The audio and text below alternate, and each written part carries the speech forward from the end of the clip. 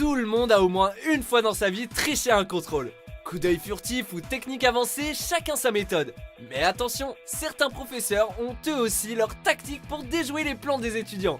Bienvenue sur Watch Mojo Français et aujourd'hui nous faisons le top 5 des méthodes anti-triche les plus bizarres. J'ai pas encore de preuves mais je sais que vous êtes en train de tricher. Y'a pas écrit là, hein?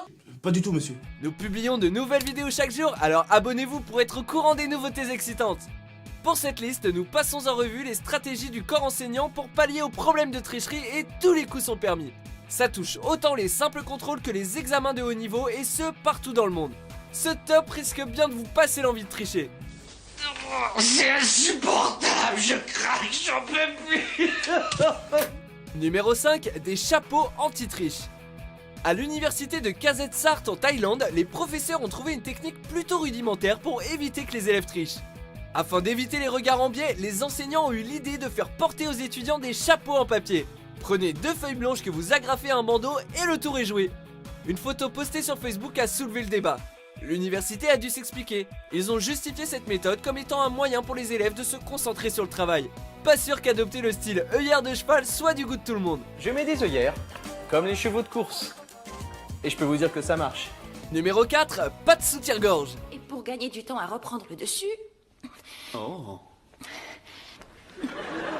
Les étudiantes de la province de Jilin en Chine subissent une discrimination totale. Elles sont obligées de retirer leur soutien-gorge pendant l'examen du Gokao qui est l'équivalent du bac. La raison est totalement ridicule. Pour le ministère de l'Éducation, les armatures métalliques seraient un moyen de tricher. Elles pourraient contenir des outils électroniques permettant d'envoyer des informations. Le ministère a même mis en place des détecteurs de métaux à l'entrée des salles. Cet examen est extrêmement important car il faut avoir d'excellents résultats pour entrer à l'université. Mais cette mesure drastique est-elle réellement nécessaire? On se le demande. Numéro 3, des militaires en classe. Après avoir constaté que la tricherie était très répandue dans les collèges en Inde, le ministère de l'Éducation a décidé de prendre des mesures controversées.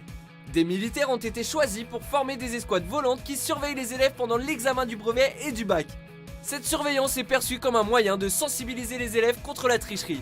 4 cas sur 44 000 étudiants pour le brevet et 6 cas sur 30 000 étudiants pour le bac auraient été recensés. C'est sûr qu'avoir un mec armé à côté de toi t'enlève le goût de tricher. Une totale réussite mais un peu flippante comme méthode.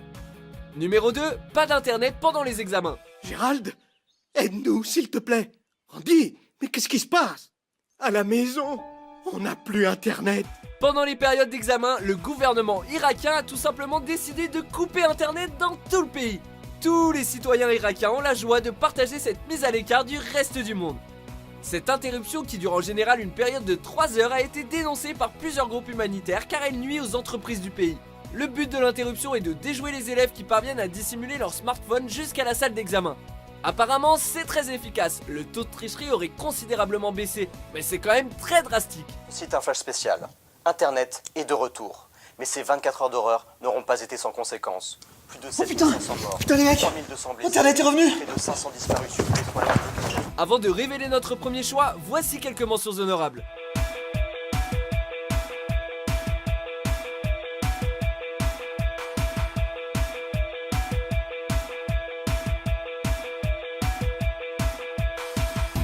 Numéro 1, tout nu pendant les examens. Tout nu toi-même, pauvre slip. Tout nu. Notre numéro 1 va vraiment très loin. En Inde, dans l'état du Bihar, le concours pour entrer dans l'armée est très prisé. Mais afin d'éviter toute tricherie, l'armée indienne ordonne aux étudiants de se déshabiller. Ils ont seulement le droit de garder leurs culottes. Assis en tailleur dans la cour et bien espacés, des militaires en uniforme les surveillent. L'armée se défend en disant que cette mesure permet de gagner du temps dans la fouille de tant de gens. En vérité, en 2015, il y a une tricherie tellement énorme que le gouvernement n'a pas eu le choix de réagir de façon drastique. Êtes-vous d'accord avec notre sélection? Jetez un coup d'œil à ces autres super vidéos de Watch Mojo Français et n'oubliez pas de vous abonner pour être au courant des nouveautés.